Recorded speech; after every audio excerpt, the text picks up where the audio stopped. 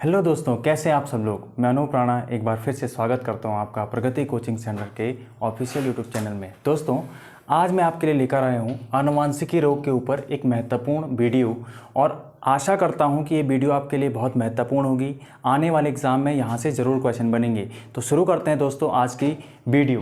तो यहाँ पर सबसे पहली बात है कि आनुवांशिकी रोग के बारे में पढ़ रहे हैं। तो आनुवांशिकी रोग होते क्या है, ठीक है। आनुवांशिकी रोग होते क्या है, तो यहाँ पर देखें, आनुवांशिकी रोग जो कि मनुष्य के क्रोमोसोम्स यानी जो जीन होते हैं उनके द्वारा एक पीढ़ी से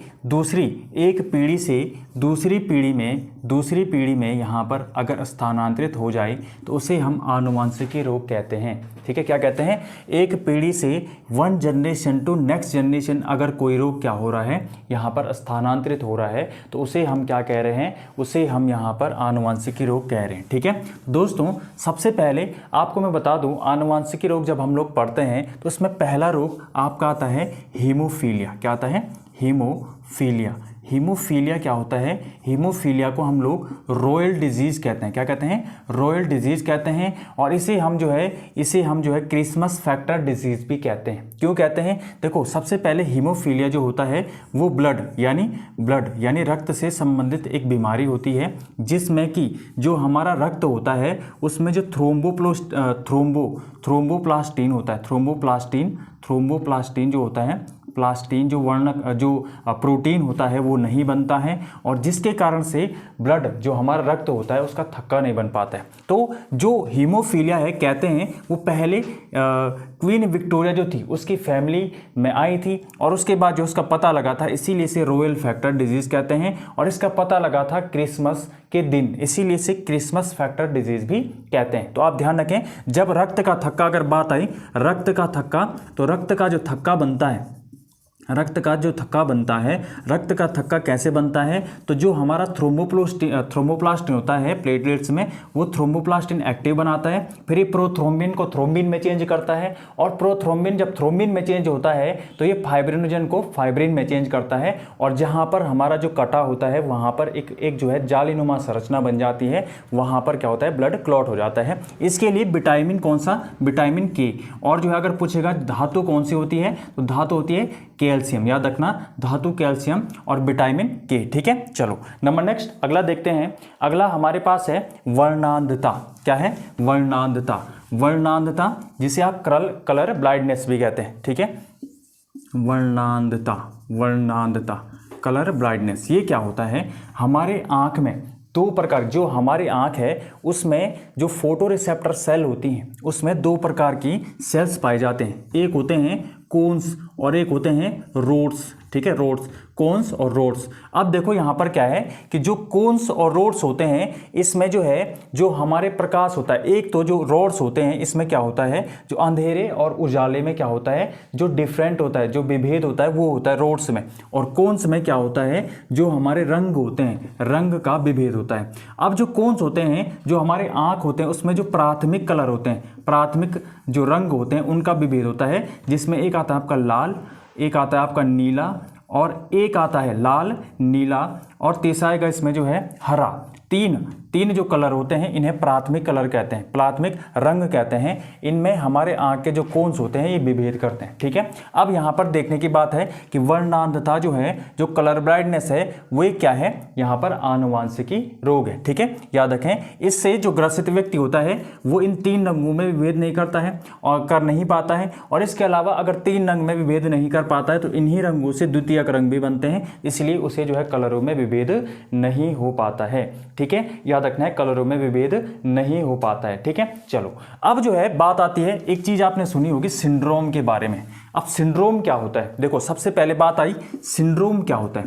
देखो, सिंड्रोम क्या होता है? सिंड्रोम का मतलब होता है द क्लस्टर ऑफ डिजीज, यानी जो रोग होते हैं, रोगों का जो है एक ग्रुप, यानी एक जो है समूह। याद रखना, जहां जहां सिंड्रोम शब्द आएगा वहां वहां रोगों के समूह से मतलब होता है। इसमें जो है सबसे पहले हमें देखना है कि सबसे पहले होता है क्लाइनफेल्टर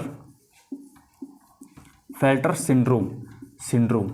अब जो है क्लाइनफेल्टर सिंड्रोम क्या होता है? देखें, हमारे जो आनुवांशिक रोग हैं उसमें एक आता है क्लाइनफेल्टर सिंड्रोम। ये केवल मेल में होता है, पुरुषों में पाई जाने वाली एक बीमारी होती है। इस क्लाइनफेल्टर सिंड्रोम में क्या होता है, देखो अब यहाँ पर एक बात है, आपको पता होगा गुणसूत्र क्रोमोसोम जो होते हैं, गुणसूत्र जो होते हैं वो दो प्रकार के होते हैं। एक तो एलोसोम होते हैं और एक ऑटोसोम होते हैं। आपको पता है हमारे बॉडी में 23 जोड़े गुणसूत्र पाए जाते हैं, जिसमें से 22 क्या होते हैं, ऑटोसोम होते हैं और 23वां जो जोड़ा होता है वो एलोसोम होता है। क्या होता है? एलोसोम होता है।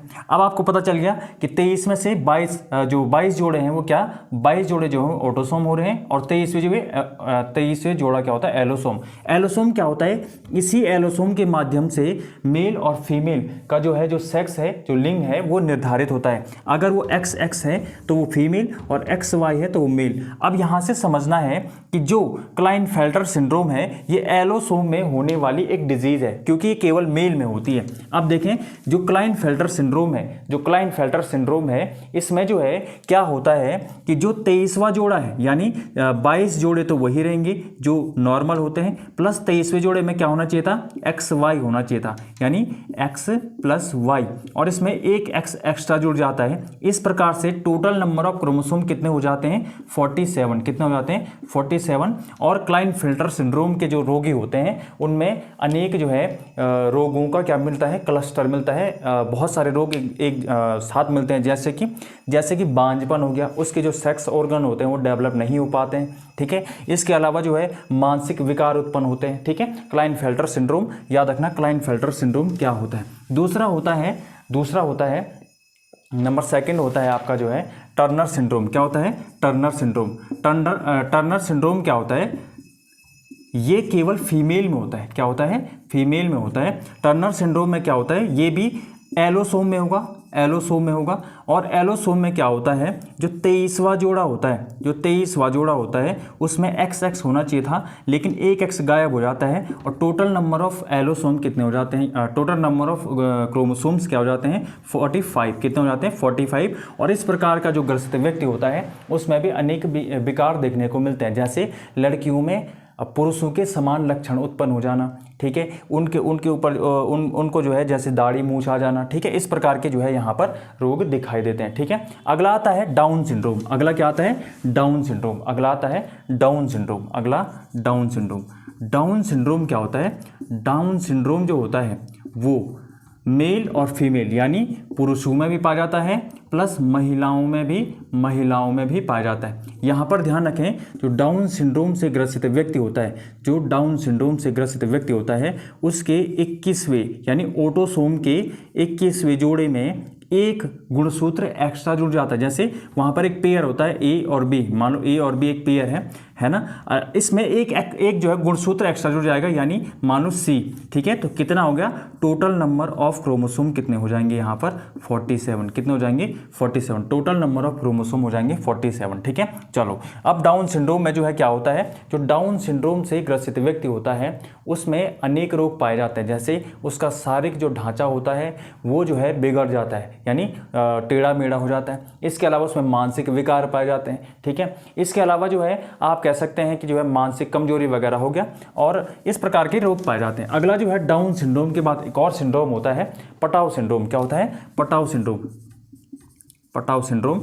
सिंड्रोम में क्या होता है कि जो ऑटोसोम्स होते हैं, ऑटोसोम्स में कौन सा 13वां जोड़ा जो ऑटोसोम का होता है उसमें एक क्रोमोसोम्स जो होता है वो एक्स्ट्रा जुड़ जाता है, और टोटल नंबर ऑफ क्रोमोसोम्स कितने हो जाते हैं, 47। कितने हो जाते हैं, 47। यहाँ पर जो व्यक्ति इस रोग से ग्रसित होता है उसमें अनेक विकृतियाँ देखी जाती हैं, जैसे उसका जो पाचन डाइजेस्टिव सिस्टम होता है उसमें बहुत सारी प्रॉब्लम्स आ जाती हैं। इसके अलावा आप कह सकते हो जैसे उसमें प्री मैच्योर बॉडी हो जाती है, जो उसके ओठ और जो उसकी त्वचा होती है वो कटी फटी वगैरह हो जाती है। तो इस प्रकार के यहाँ पर लक्षण देखने को मिलते हैं। ठीक है, तो ये हो गया आपके जो है सारे सिंड्रोम। इसमें मैंने आपको जो है क्लाइनफेल्टर सिंड्रोम पढ़ाया, डाउन सिंड्रोम पढ़ाया, टर्नर सिंड्रोम पढ़ाया, इसके अलावा पटाव सिंड्रोम पढ़ाया। ये सारे जो हैं ये आपके आनुवंशिकी रोग होते हैं। तो देखो आज हमने क्या क्या पढ़ा। सबसे पहले हमने पढ़ा कौन सा क्या पढ़ा, सबसे पहले हीमोफीलिया। क्या पढ़ा? हीमोफीलिया पढ़ा, हीमोफीलिया पढ़ा। ठीक है, जो कि रक्त से संबंधित एक बीमारी है। उसके बाद वर्णांधता पढ़ा। ठीक है, उसके बाद हमने जो है सबसे पहले क्लाइनफेल्टर सिंड्रोम पढ़ा, सिंड्रोम। उसके बाद हमने डाउन सिंड्रोम पढ़ा।